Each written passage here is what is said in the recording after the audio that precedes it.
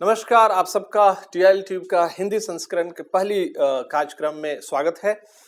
आप लोगों की काफ़ी पॉपुलर डिमांड आने के बाद टीआईएल ट्यूब ने डिसाइड किया कि आप सब लोगों को हिंदी में एक नई कार्यक्रम प्रस्तुत की जाए और आज हम गोष्ठी लेकर के आपके पास आए हैं और आज का विषय है जीएसटी।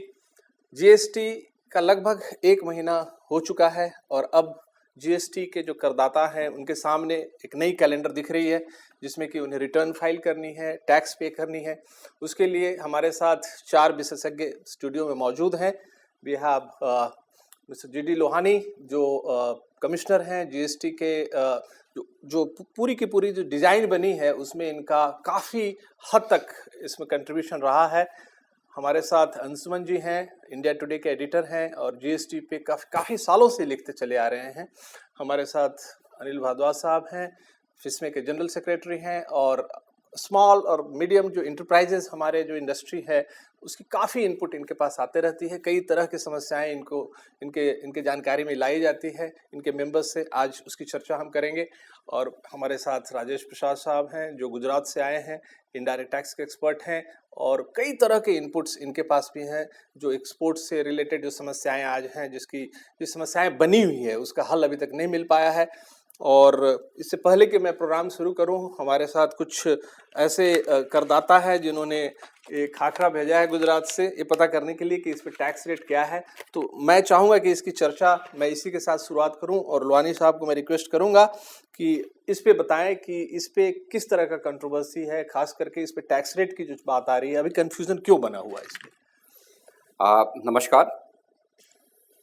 जो क्लासिफिकेशन के दृष्टिकोण से देखें तो जीएसटी में क्योंकि मल्टीपल रेट्स हैं, 4 दरें हैं, उसके चलते कुछ इनिशियल फेजेस में जब जीएसटी आया, पहला महीना है, तो कुछ संशय बनेगा ऐसा हम लोगों के बीच में भी अवधारणा थी। पर कई कारणों से ये मल्टीपल रेट आए, इसीलिए इन सब कुछ आइटम्स पे जो रोज़मर्रा के आइटम्स हैं उस पर कुछ मैं ये नहीं कहूँगा बहुत ज़्यादा, पर कुछ विवाद बने कि क्योंकि जो क्लासिफिकेशन है वो HSN बेस्ड है। अब HSN में जो आप भारतीय खाना है या भारतीय चीज़ें, अब जैसे आप कहें समोसा है, मिठाई है या खाकरा है, फाफड़ा है, तो उसका एग्जैक्ट क्लासिफिकेशन मिलना मुश्किल है। तो उसकी वजह से जब आप उसको कैरेक्टरिस्टिक्स से लेकर HSN की तरफ जाते हैं तो क्लासिफिकेशन के संदर्भ में आप पाते हैं कि ये शायद आइटम 2 जगह जा सकता है। 2 जगह जाने का मतलब है ये है कि रेट शायद 12% हो जाए या 18% हो जाए। अब इसी में इस जो खाकरा की बात है, ये इशू आता है कि नमकीन की कैटेगरी में जाएगा, भुजिया की कैटेगरी में जाएगा तो 12% लगेगा, या अदर ईटेबल आइटम्स हैं जो जनरली नॉट स्पेसिफाइड है और कहीं नहीं दिए गए हैं और इसका क्लासिफिकेशन नहीं मिल रहा है इसलिए रेजिडुअरी कैटेगरी में जा रहा है, तो हो सकता है 18 पर जाए, इस तरह के। बट ये शुरुआती दिन है और प्रयास ये है कि हमारी जो फिटमेंट कमेटी है वो बैठे, इस तरह के इशू उनके पास लाए जाएं, उनकी जानकारी में लाए जाएं, वो डिस्कस करें। और आपने देखा होगा पिछले दिनों में हमने एक पहली लिस्ट ऑफ क्लासिफिकेशन जो उसका फैक्ट था, जो क्वेश्चन पूछे जा रहे हैं या जो समस्याएं हैं उनके समाधान हेतु हमने एक फैक्ट रिलीज़ किया। आने वाले समय में और भी फैक्ट रिलीज़ होंगे, हो सकता है आपको उसमें स्पेसिफिकली खाकरा के बारे में भी। हाँ नहीं, इनफैक्ट मुझे मिला भी है इस तरह का। जैसा कि आप सब लोग जानते हैं कि गवर्नमेंट का इनिशिएटिव रहा है, कई तरह के गवर्नमेंट इस तरह की कैंपेन कर रही है कि लोगों तक FAQs लेके आए हैं, बहुत तरह का फ्लायर्स बन रहे हैं, तो ये बहुत अच्छा कदम है, सराहनीय है। बट इसमें खाकरा जो मुझे मिला जिसमें कि क्लियरली लिखा हुआ है चैप्टर हेडिंग 210690 में 12% की GST लगेगी। तो इसीलिए मैं कह रहा हूँ इसमें पहले इनिशियली कुछ डाउट था। अच्छा। और इनफैक्ट फिटमेंट कमेटी में डिस्कस भी हुआ कि 12 में जाएगा, नमकीन की कैटेगरी में है कि नहीं है। बट अभी जैसे आप बता रहे हैं कि हम लोगों ने इसको ऑलरेडी क्लैरिफाई किया। इस तरह के कुछ और इश्यूज है, जैसे फॉर एग्जांपल आप इसमें देखेंगे साड़ी का है, लाख वाले चूड़ी का है, ऑल दोस थिंग्स। सो उन सभी जो रोजमर्रा के और जिसमें ज़्यादा लोग इफेक्ट होते हैं, ज़्यादा लोग इफेक्ट पड़ रहा है। हाँ, तो उसमें कोशिश ये की गई है कि अब हम क्लासिफिकेशन के डिस्प्यूट को रिजॉल्व करें, बताएं, और आने वाले समय में और भी आइटम्स के बारे में बताया जाएगा। बिकॉज फिटमेंट कमेटी जैसे इस हफ्ते में जैसे 4 दिन बैठी, आगे बैठेगी और ये निरंतर चलता रहेगा एक्चुअली ये प्रयास, जब तक हम इस स्थिति में पहुंच जाते हैं कि हमें लगे कि एक सामान्य सी स्थिति बन गई है और जो डाउट हैं या संशय हैं क्लासिफिकेशन से रिलेटेड, रेट से रिलेटेड या किसी नोटिफिकेशन से रिलेटेड, उनका निर्धारण हो गया है। अच्छा, पर आप अगर इस तरह की समस्याएं किसी करदाता के पास आ रही हैं तो ट्विटर का माध्यम है, कमिश्नर का माध्यम है और सीबीसी को भी लिख सकते हैं। निश्चित तौर पे कहीं से भी आप वो करें, कोशिश करेंगे, या हम लोग खुद जाके चैनल पे बात कर रहे हैं, हम लोग मीडिया से के थ्रू संपर्क में हैं लोगों के, तो कहीं से भी किसी को भी कोई समस्या होगी वो निश्चित तौर पर GST council, fitment committee, CBC सबके पास पहुंचेगी। तो प्रसाद साहब ये बताएं कि आप तो आपके पास ज़मीनी इनपुट काफ़ी कुछ आते रहती है, तो आप ये बताएं कि अभी जो मार्केट की जो कंडीशन है और वहाँ पे बहुत इस तरह के जो मैन्युफैक्चरर्स हैं, ये तो ट्रेडिशनल आइटम है, इस तरह का ट्रेडिशनल आइटम मैं समझता हूँ कि हर एक स्टेट में कुछ ना कुछ मिलेगा। अब बताएं आपका ऐसे जो सिचुएशन आया, जैसे कि लवानी साहब ने बताया कि 12% का रेट जो है, इनिशियली कन्फ्यूजन था कुछ केसेस में। जब आप देखते हैं कि जो एक करदाता है जो लोकल कमिश्नर के पास जाता है या किसी और माध्यम से, तो किस तरह का वहाँ अभी क्या है, स्थिति क्या है, ग्राउंड रियलिटी क्या है वहाँ पर? सर, इसके पहले सबसे पहले तो आपको मैं धन्यवाद और साधुवाद दूंगा कि आपने ये कार्यक्रम हिंदी में शुरू किया है। ये बहुत अच्छा कदम है, क्योंकि सर जैसा कि प्राइम मिनिस्टर ने कहा है कि ये गुड एंड सिंपल टैक्स है, सिंपल जब होगा ये जन जन की भाषा में बताया जाए, इसकी शुरुआत की है, बहुत अच्छी बात है। अब मैं आपके मुद्दे में बताता हूँ। सबसे ज़्यादा जो अभी प्रॉब्लम आ रहा है, जो नए करदाता आ रहे हैं, जो ऑलरेडी सेंट्रल एक्साइज में थे उनको ये प्रॉब्लम नहीं है, जो नए लोग आ रहे हैं उनको एक क्लासिफिकेशन उनके लिए नया कॉन्सेप्ट है, ये नई चीज़ है कि क्या है ये चीज़, उनको बड़ी दुविधा है। अगर आप जिस चीज़ की बात कर रहे हैं इस पर वैट नहीं लगता था, एक्साइज नहीं लगता था, उनको था कि हम फिटमेंट कमेटी के फार्मूला से जीरो में चले जाएंगे। अच्छा, ओके। क्योंकि इस पर लगता ही नहीं था। इतना बड़ा ये घरेलू उद्योग है।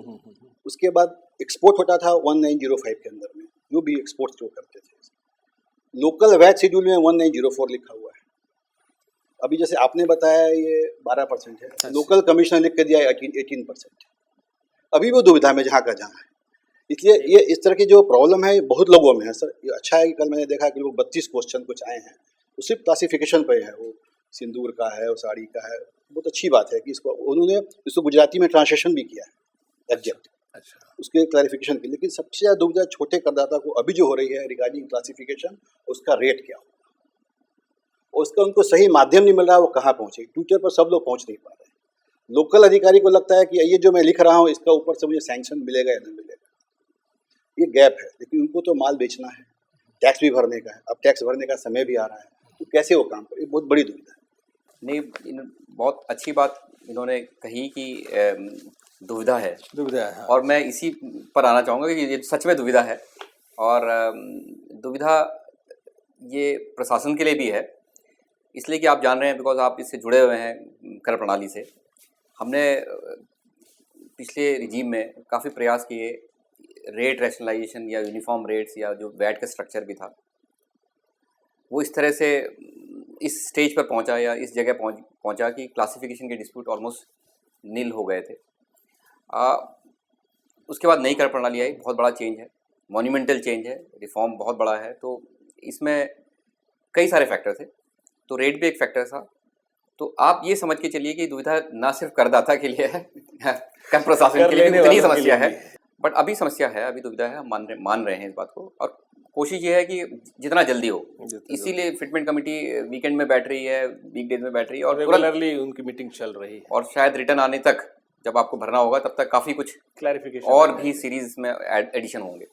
अच्छा, ठीक है। तो ये तो खाखरा से अब हम निपट चुके हैं, अब हम भारद्वाज साहब के पास जाएंगे। आपके पास जो है पिछले बार 1 महीना पहले हम लोग जब मिले थे तो काफ़ी चर्चा हो रही थी, कई तरह की जानकारियां नहीं थी लोगों के पास। और अब मैं समझता हूं कि जितने FAQs आए हैं, ट्विटर के रूट से आए हैं, मास्टर क्लास आई हैं, रेवेन्यू सेक्रेटरी ने खुद लिया, और गवर्नमेंट की तरफ से एफर्ट्स हैं कि इन्फॉर्मेशन जो है, कहीं एरर थोड़ी बहुत हो सकती है कि मिस्टेक्स भी हो जाएं, जिस स्पीड के साथ क्लैरिफिकेशन जा रही हैं। तो अब स्थिति क्या है आपके मेंबर्स के बीच में, जो स्मॉल स्केल वाले हैं, मीडियम स्केल वाले हैं, माइक्रो स्केल के लोग हैं, तो क्या पोजीशन है अभी वहाँ पर? नहीं, सिचुएशन पहले से तो निश्चित रूप से बेहतर हुई है। पहली जुलाई को कन्फ्यूजन बहुत ज़्यादा था, डर भी था, और ये सोचते थे कि GST के कंप्लायंस में बहुत ज़्यादा दिक्कत आएगी। तो वो कैटास्ट्रॉफिक जो बहुत सारी अजम्पशंस थी लोगों की वो तो नहीं हुई। और लेकिन अभी कई सारे पड़ाव हैं, लगभग 25% सवाल आज भी रजिस्ट्रेशन की समस्याओं से रिलेटेड है। दूसरी दिक्कत जो आपने शुरुआत में ही प्रोग्राम की कि वो यही है क्लासिफिकेशन की, कि बहुत सारे आइटम्स ऐसे हैं जो एनआईसी की हिसाब से चलते थे स्मॉल इंडस्ट्री के, और वो आईटीसी एचएसएन के अंदर वो रिफ्लेक्ट नहीं होते। ये जो अभी तक का पीरियड गया है इसमें अभी फिर भी बहुत सारे लोगों ने इनवॉइसेस नहीं रेज की, और मुझे लगता है जैसे जैसे क्लैरिटी हो रही है लोग इनवॉइसेस की तरफ जा रहे हैं, लोगों ने डालना भी शुरू किया, टेस्टिंग भी शुरू की है।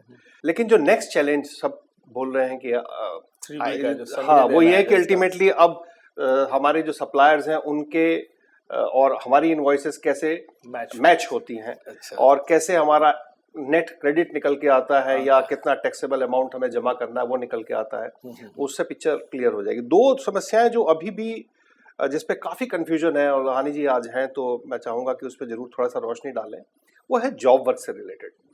स्मॉल इंडस्ट्री में बहुत ज्यादा जो जॉब वर्क है, क्योंकि प्रोसेस रिलेटेड है, जो हमारे पास भी काफी सवाल हैं, आई थिंक प्रसाद साहब के पास तो जॉब वर्क एक इम्पोर्टेंट एरिया है, उस पे हम लोग चर्चा करेंगे। बट उससे पहले जो मैं ये जानना चाहूंगा कि एचएसएन से जो है अभी जो बहुत सारे जो छोटे छोटे जो व्यापारी हैं और जो करदाता है उनके लिए एचएसएन बहुतों के लिए जो पहली बार रजिस्ट्रेशन ले रहे हैं, जैसा कि अभी बताया गया पहली बार जो है 10 लाख के आसपास रजिस्ट्रेशन आ चुके हैं, तो अब उनके लिए एचएसएन तो एक नई चिड़िया का नाम है। फिर 4 डिजिट और 6 डिजिट वो वाले इश्यूज हाँ, वो बड़े सारे हैं। ये देखिए, पहले तो मैं आपको बताऊं, आप जब एचएसएन की बात करें तो छोटे करदाताओं की बात ना करें, बिकॉज छोटे करदाताओं के लिए HSN is not an issue.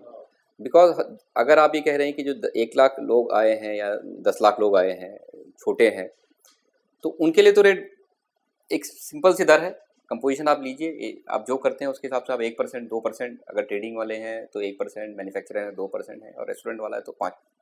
तो और जो थ्रेशोल्ड से नीचे हैं तो ऑब्वियसली अगर वो अगर इस सिस्टम में आए हैं, मान लीजिए नहीं ऑप्शनल है, आप चाहें तो रजिस्ट्रेशन लेके टैक्स भरना शुरू कर सकते हैं, क्योंकि आप आईटीसी पास ऑन कर सकते हैं। वो लोग ऐसे हैं जो इंडस्ट्रियल प्रोडक्ट बना रहे हैं जो आईटीसी पास ऑन करेंगे, तो उन लोगों को पता है, उनको कोई उनके दिमाग में कोई बहुत समस्या नहीं है, जो सेंट्रल एक्साइज में पहले थे। हाँ, सो एचएसएन कुछ लोगों के लिए समस्या हो सकती है, बट एचएसएन हमने कोई नया ईजाद नहीं किया है, अदरवाइज एचएसएन हमारा जो कस्टम्स वाला है, आप मान के चलिए कि वो ही जीएसटी के लिए एचएसएन है। अच्छा, उसके एक्सप्लेनेटरी नोट्स भी हैं, डिटेल्ड एक्सप्लेनेटरी नोट्स हैं, जो ऑफ कोर्स अगर आप फिर उसके लिए कहेंगे कि छोटे करदाता के लिए तो बड़ा मुश्किल है, तो प्रयास पूरा हमारी तरफ से हो रहा है और अच्छा प्रयास हो रहा है। जैसा आपने बताया कि क्योंकि पहला महीना था, हमारे मन में भी थोड़ा सा नेचुरल है, इतना बड़ा रिफॉर्म होगा तो नेचुरल है कि आपको भी फियर दोनों तरफ है, संशय थी, डर भी था। एचएसएन वाली जो समस्याएं हैं वो भी दूर होंगी, ऐसा नहीं कि बहुत डिफिकल्ट होगा। मान के चलें कि भाई एचएसएन से बहुत ज़्यादा इश्यूज नहीं है। अंशुमन जी का भी फीडबैक लिया जाए कि अंशुमन जी बताएं, आप तो जीएसटी से रिलेटेड आप घूम भी रहे हैं पूरे देश में, कई शहरों में, और कई तरह के इनपुट्स आप तक पहुंच रहा है, मीडिया के भी इनपुट्स आपके पास पहुंच रही हैं, तो क्या स्थिति है आपके अनुसार, क्या फीडबैक है? देखिए, लोहानी जी ने बहुत ईमानदारी के साथ स्वीकार किया। दिक्कत शैलेंद्र भाई जहाँ है वो ये है कि जब आप एक इम्परफेक्ट डिज़ाइन लेकर आगे निकलते हैं ना, गाड़ी के पहिए अगर गोल नहीं होंगे तो गाड़ी जो है वो धक्के खा के चलेगी।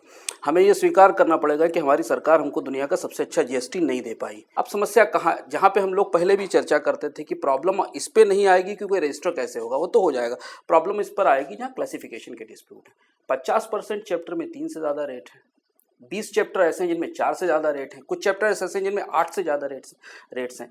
ये समस्याएं एक्साइज और टैक्स के एक्साइज के पुराने ढांचे में भी थी, उसी तरीके की वो फिटमेंट प्रोसेस में वो समस्याएं ट्रांसफ़र हो गई जीएसटी में।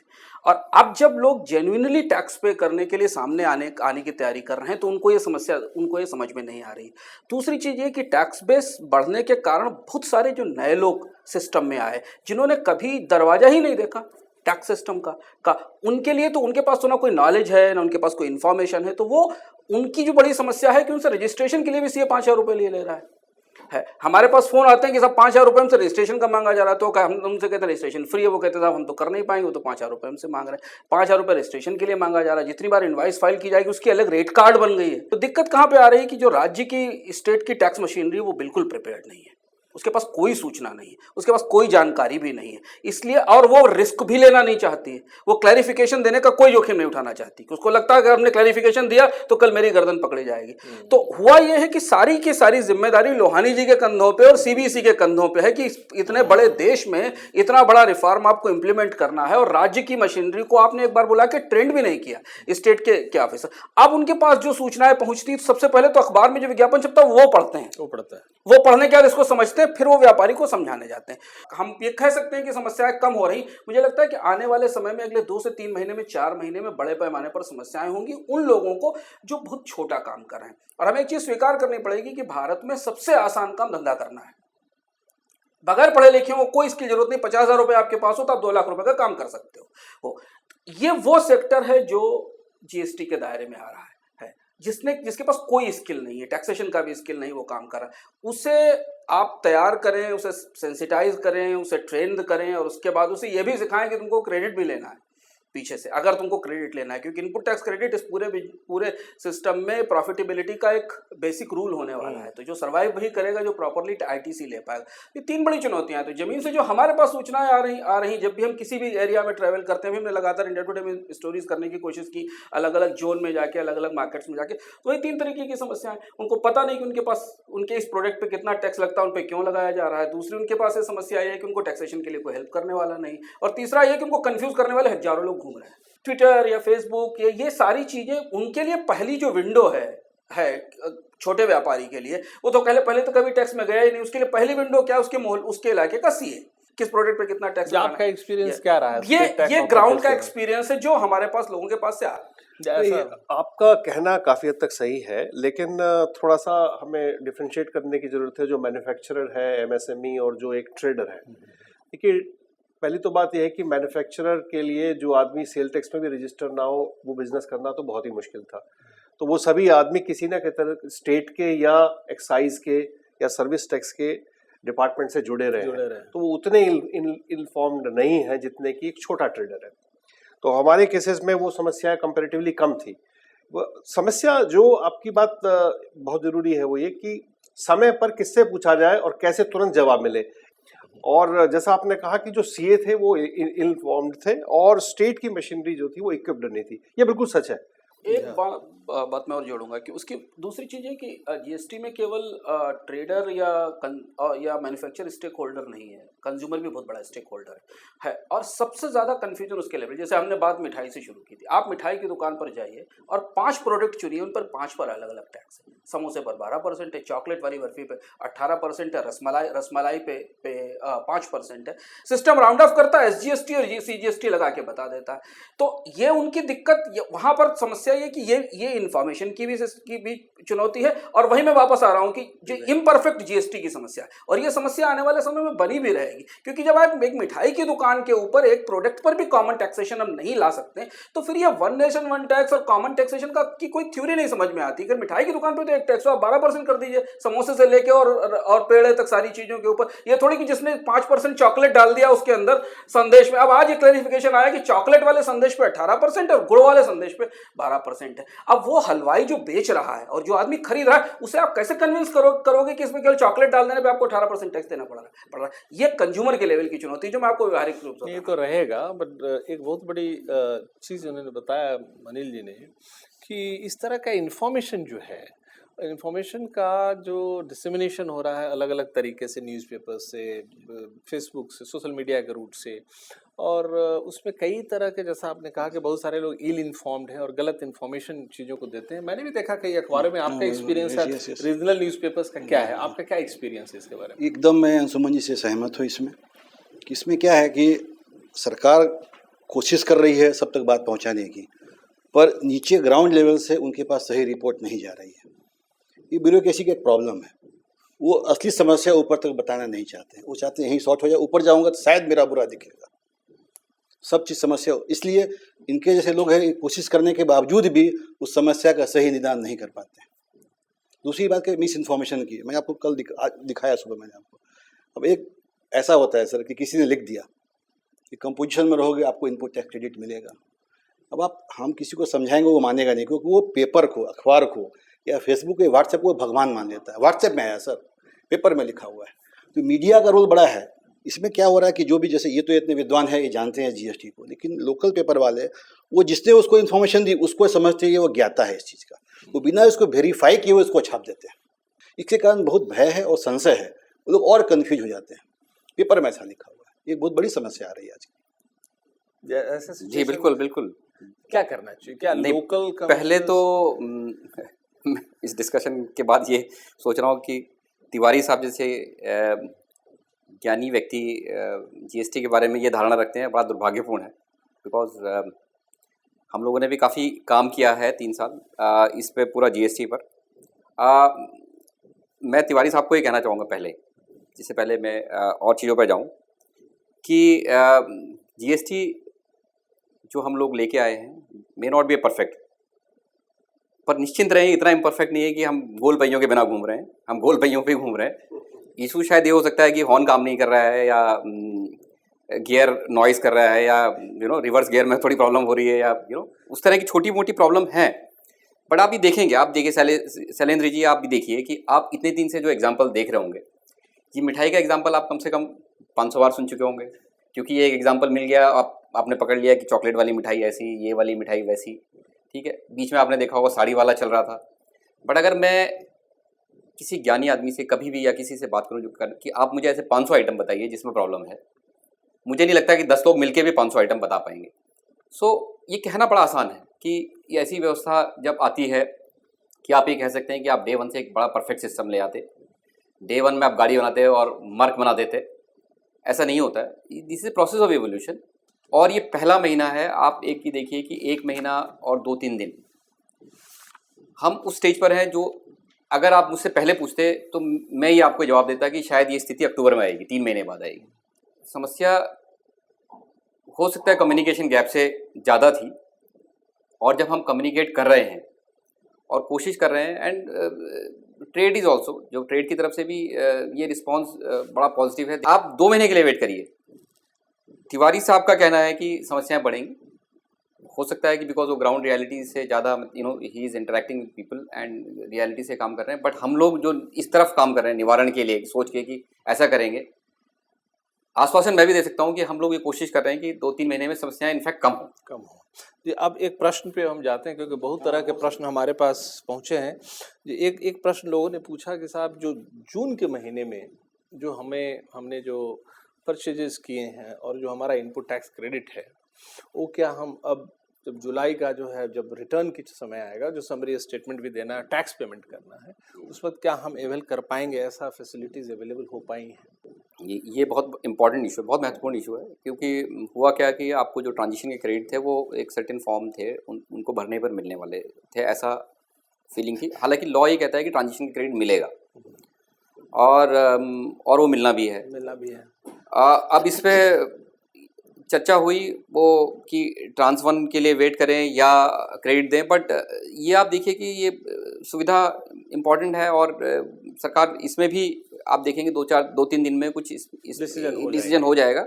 पेमेंट के डेट से पहले हो जाएगा तो अच्छी बात है। वो तभी तो हेल्प कर का है, अदरवाइज वर्किंग कैपिटल लोगों की उसमें, क्योंकि लोगों के पास आप इतना डाउट ना करें। नहीं, मैं डाउट जरा भी नहीं कर रहा, मैं तो बड़ा कंस्ट्रक्टिव की दृष्टि में रखता हूं। बिल्कुल इसका पोजीशन में नहीं हूं। बहुत बड़ा एश्योरेंस है कि जल्दी इसका आप निदान होने वाला है, इस समस्या का निदान होने वाला है। अब इसी से रिलेटेड एक प्रश्न ये उठा है कि साहब, रिटर्न का डेट तो नोटिफाइड है कि आपको जो रिटर्न का फाइल करना है, लेकिन जो टैक्स पेमेंट का कोई डेट नहीं है, तो मतलब रिटर्न फाइल करने के पहले पे कर देना है। नहीं, ये इसका मैं आपको बताता हूँ कि जो जीएसटी की जो प्रक्रिया है, आप टैक्स पेमेंट की पहले की प्रक्रिया थी कि आप रिटर्न भरिए, चालान बनाइए और टैक्स भरिए। अभी इलेक्ट्रॉनिक क्रेडिट लेजर सिस्टम है, तो टैक्स का निर्धारण तो आप रिटर्न पे ही करेंगे और उसके बाद डेबिट करेंगे इलेक्ट्रॉनिक क्रेडिट लेजर को। बट आपके इलेक्ट्रॉनिक क्रेडिट लेजर में पैसा होना चाहिए जब आप डेबिट करें। तो उसको लेके भी, क्योंकि ये पहला रिटर्न है, कुछ जीएसटी ने कुछ इंस्ट्रक्शन किए कि हमको कुछ टाइम चाहिए, कि आपका पेमेंट ये पहली बार आप क्यों कर रहे हैं इलेक्ट्रॉनिक क्रेडिट लेजर में, पैसा आ जाए तो शायद आप 1-2 दिन पहले जमा कर लें। क्योंकि अदरवाइज अगर गैप हो गया तो आप लास्ट समय में अगर आप इलेक्ट्रॉनिक क्रेडिट लेजर में पेमेंट करके डेबिट करना चाहेंगे, बिकॉज चालान से डायरेक्टली पेमेंट नहीं हो पाएगा, इलेक्ट्रॉनिक क्रेडिट लेजर होना चाहिए, आप उसको डेबिट कर पाएंगे। अदरवाइज आपको टैक्स भरना है, जब आप निर्धारण कर लेंगे उसमें आप GSTR जो नॉर्मल रिटर्न है 3 उसका जो पार्ट बी है, अभी तो 3B की हम बात कर रहे हैं, पार्ट बी में आप निर्धारण करके जब आप क्लिक करेंगे तो वो आपको इलेक्ट्रॉनिक क्रेडिट लेजर में ले जाएगा या कैश लेजर में ले जाएगा, डिपेंडिंग अपॉन आप क्रेडिट से पेमेंट कर रहे हैं या कैश से कर रहे हैं, और वहाँ पर आप जो डेबिट एंट्री करेंगे वो आपके रिटर्न में रिफ्लेक्ट हो जाएगी। राइट। तो ये 2 वे प्रोसेस है एक्चुअली। रिटर्न में आप असेस करेंगे, क्रेडिट या कैश लेजर में जाएंगे, डेबिट करेंगे, वो डेबिट नंबर यहाँ रिटर्न में आएगा और इस तरह से पेमेंट प्रक्रिया पूरी होगी। बट पहला महीना अगेन इलेक्ट्रॉनिक क्रेडिट लेजर आपका 1-2 दिन पहले पॉपुलेट हो एस्टिमेटेड रेवेन्यू से। बात सही है। अच्छा, तो साथ आप बताएं, आपका जो प्रश्न था खास करके जो एक्सपोर्ट से रिलेटेड जो प्रॉब्लम अभी क्या है, अभी तो CBEC ने काफ़ी कुछ क्लैरिफिकेशन इशू भी किए हैं और उसमें काफ़ी गाइडेंस नोट की तरह जो है काफ़ी कुछ आया है, तो अब समस्या कहाँ पर है, जहाँ पर आप लगता है अभी भी जटिल समस्या है, उसका समाधान नहीं निकल उसमें पाया? क्या है सर कि जब ये पूरा टैक्स सिस्टम चेंज हुआ है तो एक साइड जो था वो मैन्युफैक्चर बेस्ड एक कानून था, अब वो ख़त्म हो गया है। अब सबसे बढ़िया वहाँ एक कॉन्सेप्ट है पूरे जगह में, एक मर्चेंट एक्सपोर्टर का कॉन्सेप्ट। अब उनको लगता है कि सर हम इस GST से तो पूरे बाहर हो गए हैं, पूरा बिजनेस उनका है, मतलब उनको जो बेचा जाएगा एज ए वो समझो कि वो रिसिपिएंट है, ये सप्लाई हो रहा है उनके पास में, और उनको आगे एक्सपोर्ट करने का है। तो उनको ये समझ नहीं पड़ रहा कि पूरे में हम कहाँ फिट होने वाले हैं, ये बहुत बड़ी समस्या। सेकंड थिंग उनको है कि अब वो एक्सपोर्टर हो गए, अभी क्या था वो CT1 था कि वो बॉन्ड नीचे वाला ही फाइल करेगा तो चलेगा। अब क्या है उनको एक बैंक गारंटी मांगी जाती है 15% का। ठीक है, छोटे लोग उनको सब प्रोफॉर्मा ही पता नहीं है, वो दौड़ते हैं कि सर कुछ तो बना के दीजिए प्रोफॉर्मा हमें आप। वो बोलते हैं गवर्नमेंट का है कि इसमें कोई प्रिस्क्राइब नहीं है, ये जवाब ट्विटर पे भी आया है। LUT के लिए बात कर नहीं, रहे हैं, हाँ। इवन की बैंक गारंटी के बैंक गारंटी का भी परफॉर्म LUT का तो बैंक का तो है, बॉन्ड का है, बैंक गारंटी का नहीं है। अब हर बैंक का अलग होता है और हर अधिकारी बोलता है ये चलेगा नहीं। तो ये जो समस्या है जमीनी, ये बहुत बड़ा इशू नहीं है। दूसरा है कि भाई आपको किसको देने का है, जिसको लास्ट ईयर में जो था कि आपका इतना भाई रिमिटेंस आया है कि नहीं आया पैसे का। अब जो नया एक्सपोर्टर है या जो सर्विस एक्सपोर्ट करता है उसके लिए था कि उसके पास लीगेसी के कुछ है ही नहीं, तो उसको बोलते हैं उसको लगता है कि जो बैंक गारंटी है ये मेरे लिए कैपिटल एक इन्वेस्टमेंट हो रहा है, ये पैसा बड़ा रुक रहा है, जब तक ये एक्सपोर्ट नहीं होगा वो कब रिलीज होगा, ये मेरा पैसा फंस रहा है। दो चीज़ें, एक प्रोसीजर का प्रिस्क्राइब नहीं करना है क्या होगा, दूसरा किसका वो पैसा फंस रहा है। इसी में शैलेंद्र जी मैं जोड़ना चाहूँगा कि 1 करोड़ से ऊपर के जो लोग हैं उनको ये दरकार नहीं है, और 1 करोड़ से नीचे का जिनका एक्सपोर्ट है उनको खासतौर पर बॉन्ड के थ्रू फिर करना पड़ता है, और उसके लिए फिर बैंक में आपको कुछ ना कुछ फैसिलिटी लेनी पड़ेगी ये देने के लिए बॉन्ड। तो ये समस्या जो छोटा एक्सपोर्टर है या जो MSME है उसके लिए ज़्यादा है, क्योंकि अधिकतर जो एक्सपोर्टर्स है वो 1 करोड़ से कम टर्नओवर नहीं, ये जो आप जो कह रहे हैं, हम ये इनिशियल डेज प्रॉब्लम जैसे आपने बनाया मर्चेंट एक्सपोर्टर, उसको लगता था कि पहले वो मैन्युफैक्चरर के थ्रू करता था, उसने बॉन्ड भर दिया, इसको कुछ करना नहीं है, ठीक है, उसका प्रोसेस अलग था। अब हमने सभी एक्सपोर्टर को बराबर कर दिया।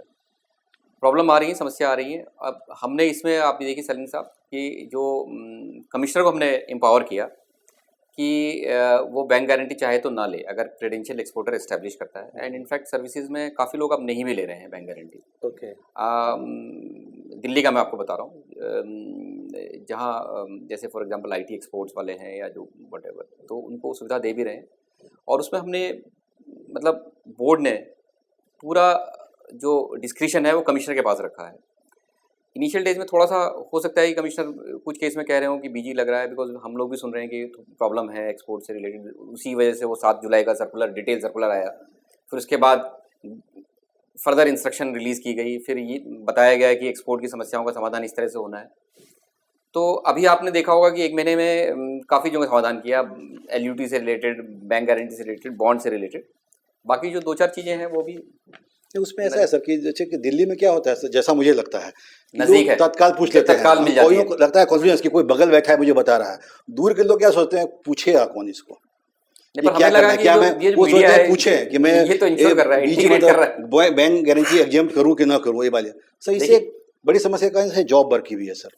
ये तो आपने सैलरी साहब के लिए क्वेश्चन रेज कर दिया है कि आप एकीकृत नहीं कर पा रहे दिल्ली और गुजरात अलग अलग है। हाँ, तो सही बात है, तो मैं तो कहता ही हूँ, मैं देख रहा हूँ कि पहली बार हुआ कि दिल्ली के बाहर किसी को बुलाया भी गया हो। हाँ, नहीं अच्छा, जॉब वर्कर वाली इशू जो है बहुत इंपॉर्टेंट इशू है। सर उसमें क्या है 143 में लिखा है कि as may be prescribe condition and procedure. पहले क्या था, देवा ट्रेड नोटिस कि भाई ऐसा इंटीमेशन देने का है, अभी भी ऐसा कुछ आया नहीं है। सब जॉब वर्कर ने काम करना ही बंद कर दिया, नहीं करेंगे। दूसरा क्या मिस इन्फॉर्मेशन है कि जो जॉब वर्कर उसको रजिस्ट्रेशन लेना कंपलसरी है। ये बहुत बड़ी समस्या है। लेकिन एक बात बताइए कि जॉब वर्कर जो है वो एक तो जॉब वर्कर है, वो जॉब वर्कर एक सर्विस प्रोवाइडर भी है, राइट? तो सर्विस प्रोवाइडर का थ्रेशोल्ड एग्जेम्पशन है, थ्रेशोल्ड के बियॉन्ड तो जॉब वर्कर को रजिस्ट्रेशन लेना ही है, राइट? तो काफ़ी सारे, जैसे फरीदाबाद की आपने बात की, फरीदाबाद की जॉब वर्कर तो का अच्छा खासा टर्नओवर है ज़्यादातर लोगों का, ऐसा बहुत छोटे बड़े भी हैं, छोटे भी, बड़े दोनों तरह बहुत के बड़े भी हैं। हाँ, बड़े काफ़ी बड़े टर्नओवर हैं। तो इसमें आप ठीक कह रहे हैं कि कुछ डाउट है प्रोसेस के बारे में, बिकॉज 143 में ये कहा गया है कंडीशन प्रिस्क्राइब होंगी, वो भी रिटर्न क्या हुआ नहीं होगा। है सर, हाँ। पहले ये था कि GSTR 1 रिटर्न में आ जाएगा, GSTR 1 रिटर्न अभी आना बाकी है। बट हम लोगों ने ये कहा कि जो आप अगर डिलीवरी चालान पे कर रहे हैं तो जॉब वर्क तो कर सकते हैं, जो इंटीमेशन हम जब भी मांगेंगे आपसे, क्वार्टरली मांग लेंगे, अगर तो सरकार की तरफ से ये नहीं हुआ कि इसकी वजह से जॉब वर्क रोक दो। ये बिल्कुल उनके अंदर संशय है, कल की चीज क्लियरिफिकेशन आया, क्योंकि आया नहीं है अब तक में। चालान पहले क्या था, जॉब वर्क के लिए स्पेसिफिक एक ही चालान हुआ करता था, ये जो चालान है वो बहुत चीज को कवर कर रहा है। नहीं, हमने तो ये सोचा कि ये दीज आर सिंप्लीफिकेशन, एंड ये जो एक यूनिफॉर्म तरह का जी हाँ, जी हाँ। प्रोसेस हो, यूनिफॉर्म तरह के फॉर्म हो, और इस तरह का प्रोसेस सिंपल हो।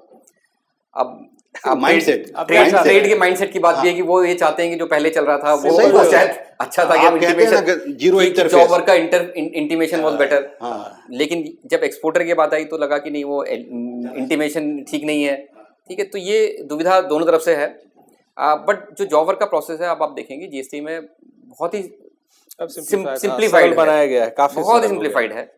आप सामान को किस तरह भेजते हैं, वहाँ से कैसे क्लियरेंस करते हैं, एक जॉब वर्क से दूसरी जॉब वर्क तक कैसे ले जाते हैं, माल कैसे वापस लाके अकाउंट फोर करते हैं, सब कुछ लॉ में क्लियरली लिखा हुआ है। एक आपका जो फॉर्म और जो आपको क्वार्टरली रिटर्न की जब बात आएगी तो आपका पूरा साइकिल पूरा हो जाएगा। तो ऐसा नहीं कि जॉब वर्क में बहुत बड़ी समस्याएं आगे रहने वाली हैं, ऐसा भी नहीं कि लोग जॉब वर्क आप बता रहे हैं तो शुरू में काफी चाहते हैं कि नया फॉर्म आप दोबारा से इंटीमेशन का आप दे दें कि जॉब वर्क नहीं कर रहे हैं, ये समस्या है। बहुत बड़ी है समस्या। इनके फ्लोरा, एक सवाल नीचे से बार बार लोग पूछ रहे हैं कि जो 20 लाख वाले रजिस्टर्ड ट्रेडर हैं, जिनको रजिस्ट्रेशन भी नहीं लेना है, उनका सामान ले जाने में ट्रांसपोर्टर बहुत प्रॉब्लम कर रहा है। ट्रांसपोर्टर ये कह रहा है कि ये कैसे पता चलेगा कि वो प्रोडक्ट आपका, क्योंकि आपका तो कोई रिकॉर्ड है नहीं, एक चीज। और दूसरी चुनौती जो नीचे से आ रही है कि जो ट्रांसपोर्ट का सेटअप है उसमें एक टाइम लिमिट तय है, पर ट्रांसपोर्टर कई सारे शॉपकीपर्स का सामान एक साथ ले जाता है छोटे इलाकों में, कि वो 2 कार्टन इसका ले गया, 2 कार्टन इसका ले गया, एग्रीगेट नहीं, आप तिवारी ये है कि अभी तो ई-वे बिल आया नहीं। हाँ, लेकिन ये आज की स्थिति में जो दूर दराज में बैठे हुए व्यापारी हैं उनके पास सप्लाईज नहीं है, क्योंकि उनके पास ट्रांसपोर्टर बड़े शहर से सामान ले जाने से उसने साफ मना कर दिया। उसने कहा कि आप 20 लाख में हो, हमारे पास क्या सबूत है कि आप 20 लाख में हो, और आपके हमें कैसे दिखाएंगे कि आप जेन्युइन ट्रेडर हो आपके पास। देखिए, ये हम जब ई-वे बिल पे चर्चा कर रहे थे तो हमको ये लगा भी था कि इसमें प्रॉब्लम है, और ई-वे बिल का जो रूल बन रहे थे, ड्राफ्ट रूल, सो उस समय ये सब बातें आई भी थी कि आप मल्टीपल कंसाइनमेंट ले जाते हैं, कंसाइनमेंट ले जाके ड्रॉप करते हैं, ब्रेड ले गए, सामान ले गए, एक जगह से दूसरी जगह ड्रॉप करते चले, फिर रेज किया इनवॉइस है। तो उस सब का समाधान हम लोग अपने जब हम बना रहे थे तो उसमें इनकॉर्पोरेट कर रहे थे। पर ई-वे बिल फिर सोचा गया कि अभी इसको अबेंस में रखा जाए, कुछ दिन तक इम्प्लीमेंट ना किया जाए। तो ई-वे बिल तो है नहीं, GST ई-वे बिल नहीं है, और सिर्फ ये कहा GST काउंसिल ने कि जो स्टेट अपना जो एग्जिस्टिंग रिजीम है उसको चलाएं। तो तिवारी साहब शायद यूपी की बात कर रहे हैं, जैसे दिल्ली में तो कोई इशू नहीं है, दिल्ली में मध्य प्रदेश में भी ये दिक्कत आई है। मध्य प्रदेश में सेलेक्ट आइटम के लिए, मध्य प्रदेश में नहीं है, गुजरात में है। गुजरात में में दिक्कत क्या आ है रही है, सर? राजस्थान से भी है, गुजरात में इंटरस्टेट है, राजस्थान में प्रॉब्लम है, राजस्थान से दिक्कत है, आंध्र प्रदेश में प्रॉब्लम है जी, और गुजरात में आपका इंटरस्टेट है। गुजरात में क्या लोकल interstate स्टेट है में सर? नहीं है, अगर जो यूपी में है, लेकिन यूपी में उन्होंने सस्पेंड किया हुआ है till 15th of this month. लेकिन सर कुछ नहीं, कहीं इसका यही बताइए, यही सब आपका कहीं में कम्युनिकेशन गैप है सर, कि अगर दूसरे स्टेट का व्यक्ति रजिस्ट्रेशन में नहीं है, मतलब छोटा है ना सर, वो नहीं लेते, वो उसका नंबर भी दो मुझे पहले 402 का फॉर्म भरने के लिए। ये तो रजिस्टर्ड होगा क्योंकि इंटर स्टेट कर रहा है, लेकिन दूसरा व्यक्ति जो रिसिपिएंट है वो छोटा व्यापारी है, बोलते उसका भी नंबर दीजिए। क्या कर रहे हैं सर, वो खुद सिखाते हैं, तो कहे 999 डाल दो, लेकिन वो सही नहीं है, वो सही नहीं है, इसलिए वो माल निकल रहा है, उन्होंने रास्ता निकाला। ग्राउंड लेवल के ये सही नहीं, ग्राउंड लेवल की आप बात कर रहे हैं, ठीक है, धीरे धीरे आप सबको पता चलेंगे। और ये तो आप ये ऐसी दुविधाएं हैं कि अगर आप GST 4 साल बाद भी लेके आते हैं तो ये इनिशियल फ्री सर्विस टैक्स में भी तो है ही अभी। 1-2 महीने तो ऐसा रहता ही है जी। अच्छा जी, अब एक जॉब वर्कर से रिलेटेड आप प्रश्न था, तो मेरे पास भी एक प्रश्न आ रखा है कि job worker who is not registered due to turnover of less than 20 lakh gets goods for job work from a person outside the state. Processing of goods is considered as service as per Schedule 1 of CGST. Does this require such job worker to get registered as per Section 24 of CGST? Job work जैसे मैंने आपको बताया कि job work service है, service है। And service की depending upon कि क्या प्लेस ऑफ सप्लाई है। अगर आप इंटर स्टेट सप्लाई की बात जो करेंगे बोल रहे हैं कि इंटरस्टेट है, तो थ्रेशोल्ड एग्जाम्पशन गया, तो सो आपको रजिस्टर होना है। हाँ, रजिस्ट्रेशन 0 से करना। पर ये क्लियर है।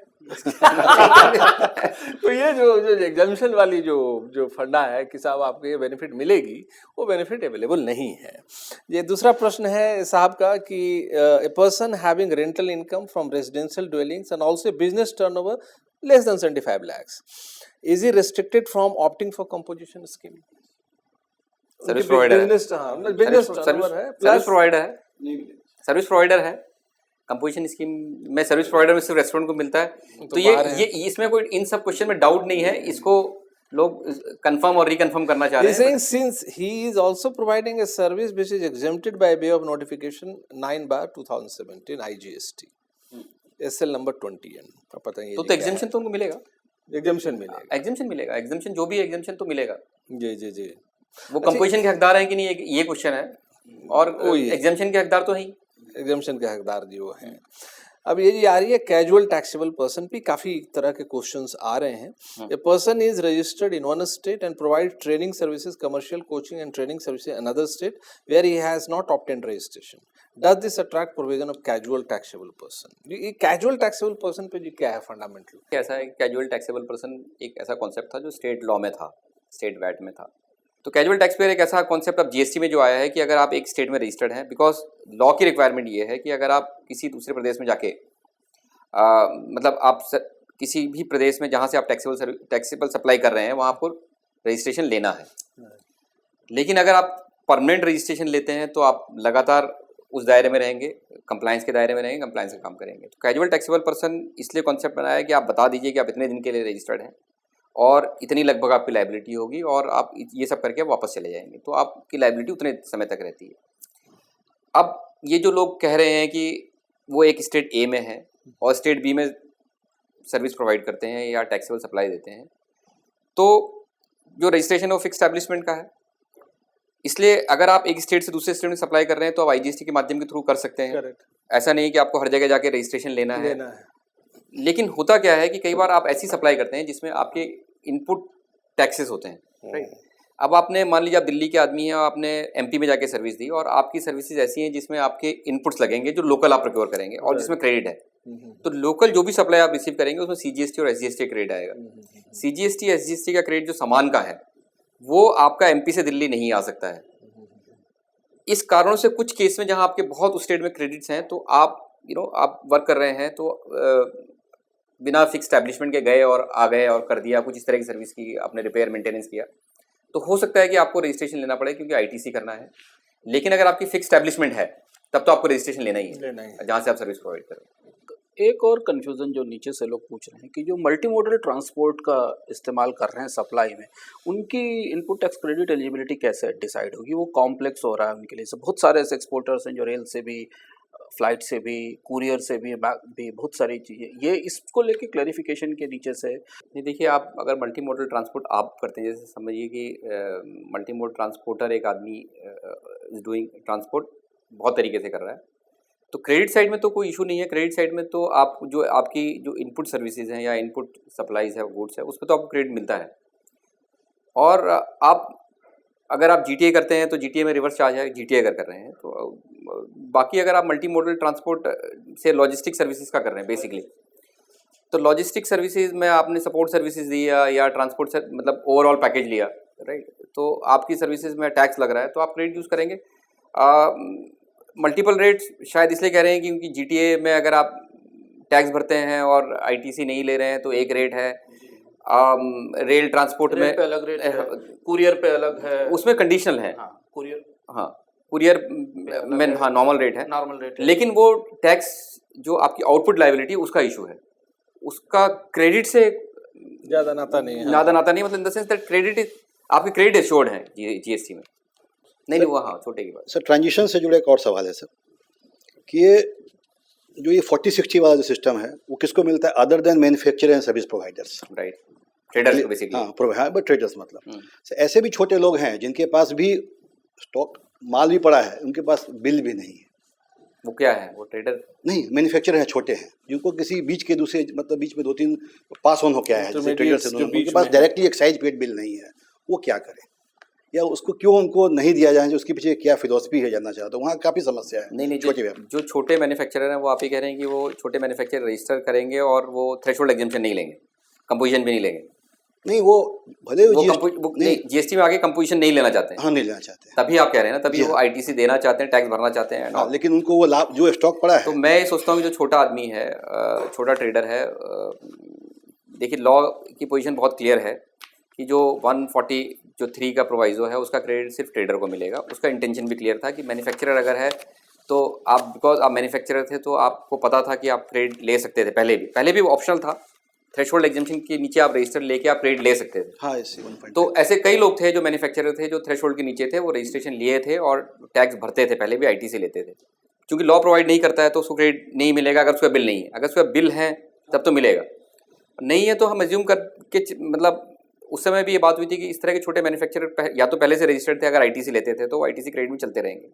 अदरवाइज बहुत छोटे थे तो स्टॉक पोजीशन कोई इतनी बड़ी नहीं होती जिसके लिए वो ट्रांस 1 भरवाएं, ट्रांस 2 भरवाएं और उस तरह की प्रक्रिया उनके लिए करवाएं और उसका कंप्लायंस बर्डन बढ़वाएं। हाँ, क्योंकि एक्चुअली 1.5 करोड़ से 20 लाख पे पहुँच गए हम, और उसको क्या आगे उसका जो है ना वही सप्लायर है, तो उसको देना पड़ता है। उसका कंपल्सन है कि उसका सामने वाला फोर्स कर रहा है कि आप रजिस्ट्रेशन लीजिए, इसीलिए। इस प्रोग्राम खत्म करने के पहले एक प्रश्न मैं पूछना चाहूंगा लोहानी जी से। अच्छा, मुझे लगा ये जो कंपोजिशन स्कीम है जो आपने सबके लिए लाया, इस सर्विस प्रोवाइडर्स को आपने क्यों बाहर किया? बहुत तरह के प्रश्न आते रहते हैं लोगों से कि साहब बहुत सारे छोटे छोटे सर्विस प्रोवाइडर्स हैं जिनकी टर्नओवर 25 लाख, 30 लाख, 40 लाख तक के, उनको क्यों बाहर कर दिया गया? देखिए, एक वैसे मैं आपको बताऊं, मतलब उसकी रैशनल फिलॉसफी क्या थी? एक रैशनल मैं आपको बताता हूँ, आप उससे संतुष्ट हो भी सकते हैं और नहीं भी हो सकते, बट आप ये देखिए कि जो सर्विस प्रोवाइडर है, मैन्युफैक्चरर, अगर आप मैन्युफैक्चरर की बात करें या ट्रेडर की बात करें, गुड्स की बात करें तो 1.5 करोड़ और 75 लाख बहुत छोटा टर्नओवर होता है। अगर आप सामान खरीदते हैं और बेचते हैं और आप 1%, 2% या 3%, 4% का मार्जिन लेते हैं तो 75 लाख बेचने वाला भी बहुत छोटा आदमी होता है। अब आप सर्विस प्रोवाइडर को देखिए, सर्विस प्रोवाइडर में आप अपने चारों तरफ देखेंगे कि आपको कोई चार्टर्ड अकाउंटेंट, कोई आर्किटेक्ट, कोई कंसल्टेंट, कोई कंसल्टिंग इंजीनियर, कोई ऐसा मिले जो कि 1.5 करोड़ का टर्नओवर दिखाता हो, या कोई इंटीरियर डेकोरेटर। तो service provider, because it's a work of intellect, आप दिमाग से काम करते हैं, वैल्यू ऐड बहुत ज़्यादा होते हैं। तो एक सर्विस प्रोवाइडर जिसकी भी आप बात करें, उसके लिए इवन 40 लाख का टर्नओवर अगर कोई सर्विस प्रोवाइड कर रहा है तो बहुत बड़ा आदमी है। उसके इनपुट साइड के ज़्यादा क्रेडिट हो या ना हो, लेकिन उसका वैल्यू ऐड बहुत होता है। तो अगर आप ये बोलेंगे कि अगर मान लीजिए मैं एक सर्विस प्रोवाइडर हूँ और मेरा वैल्यू ऐड 80% है, बिकॉज मैं घर से काम करता हूँ, एक लैपटॉप है मेरे पास, मैं IT प्रोडक्ट करता हूँ और 80% मेरा वैल्यू ऐड है और मेरी सर्विस 18% की है, और मैं कंपोजिशन दे के इसको कहूँ कि इसको 1% में ले जाना है, तो आप ये देखेंगे कि इसमें कोई टैक्स रैशनल नहीं बनता है। इन द सेंस दैट कि अगर ये रैशनल कंपोजिशन का तब बनता है जब आप ये कहें कि जिस आदमी को कंपोजिशन मिल रहा है उसका अपना वैल्यू ऐड बहुत कम है, मतलब वो 5% पे ऑपरेट कर रहा है, 10% पे ऑपरेट कर रहा है, 10% पे वो 18% देता, या वो 1% दे दे, या वो 20% पे 2% 18% देता, या 2% दे दे। आप एक सिंप्लीफाइड स्कीम दे रहे हैं, उसका क्रेडिट भी ब्लॉक हो रहा है। तो जो गुड्स वाला है उसका क्रेडिट ब्लॉक होने से उसका 1%, 2% का रेट काफ़ी अंतर पड़ जाता है। हाँ, अंतर है। सर्विस प्रोवाइडर के लिए अगर आप 1% रेट कह दें तो उसका actual incidence would be significantly low. लेकिन इसको बड़ा रखा जा सकता था, 1% जरूरी तो नहीं था। नहीं, रेस्टोरेंट के लिए हमने 5 रखा, रेस्टोरेंट के लिए 5 लेकिन आप ये कहते हैं कि अगर मैं सर्विस प्रोवाइडर की कंपोजिशन 8% रखता तो एक और रेट आता। तो उनका एक ही इशू है, वो भी मैं बताऊंगा कि सर्विस प्रोवाइडर के लिए शायद ये इशू है कि वो बड़ा कंफर्टेबल था कि एक 6 महीने में एक रिटर्न भरता था और साल में 2 रिटर्न थी। अब मंथली रिटर्न है, मंथली पेमेंट है, तो थोड़ा कंप्लायंस में बड़ा है, बट जो आप कह रहे हैं वो फायदे भी हैं कि क्रेडिट भी मिल रहा है, बहुत बड़ी बेनिफिट मिल पा रही है। तो इसी नोट पे कि जीएसटी एक ऐसी सिस्टम, एक नई कर प्रणाली बनी जिसके अंदर खामियां कुछ हो सकती हैं, जैसा अंशुमन जी ने बताया, और ऑफ कोर्स लोहानी जी इस पे काम करते आ रहे हैं कई सालों से, और कई तरह की चीज़ें इन्होंने एक्सपेरिमेंट किया, हर एक तरफ से देखा कि कैसे इस सिस्टम को आगे चल के और बेटर किया जा सकता है। और जहाँ तक रोड मैप है सरकार की, रोड मैप में काफ़ी कुछ काम हो रही है और आगे जा कर के जीएसटी एक बहुत सिंपल सिस्टम बनेगी। और ऐसे भी प्राइम मिनिस्टर ने खुद ही कहा कि साहब ये जो है एक बहुत ही सरल सिस्टम होने जा रही है, तो कहीं ना कहीं प्राइम मिनिस्टर की भी एक विजन है कि इसको सरल बनाने के लिए जो पूरी मशीनरी है उस एरिया में काम कर रही है। और जैसा कि लोहानी जी ने कहा कि फिटमेंट कमेटी इस पे चर्चा करती रहती है, हर एक दिन चर्चा होती है, और जहां तक हो सके कि करदाताओं की तरफ रिलीफ मिल सके। और डिफरेंट माध्यम से जो है सरकार ट्विटर के थ्रू, सोशल मीडिया के थ्रू, FAQ के थ्रू क्लैरिफिकेशन दे रही है। और जैसा कि भारद्वाज साहब ने बताया है कि जो डर था, शुरुआती डर, वो चली गई है। अब दूसरा राउंड ऑफ डर शुरुआत होगी, क्योंकि अब रिटर्न फाइल करना है, तो रिटर्न में जो है अब किस तरह का होगा, क्रेडिट मिलेगा नहीं मिलेगा, जैसे कि ये चर्चा हो रही थी, प्रसाद साहब ने कहा। लेकिन जैसा लोहानी साहब ने कहा कि नहीं, वो कंसर्न, चिंता इनको भी उतनी ही है जितना करदाताओं की है, लेकिन उन चीज़ों को धीरे धीरे फिल्टर करने पर भी टाइम लगता है। मैं समझता हूँ कि आगे चल करके ये माइंडसेट ग्राउंड लेवल पे भी होगा। और क्योंकि अब टेक्नोलॉजी ड्रिवन पूरी कर प्रणाली बनी है जिसमें टेक्नोलॉजी का रोल है, कोशिश ये किया जा रहा है कि एक करदाता को डिपार्टमेंट जाने की जरूरत नहीं पड़े, घर बैठे आप टैक्स पेमेंट कर दें, रिटर्न कर दें। ये बहुत बड़ी फैसिलिटी है, बन के आ रही है। और अंशुमन जी के सारे जो कंसर्न है, चिंताएं हैं, उसका आंसर पॉजिटिव रूप में मिल के आए। Thank you for watching TIL Tube।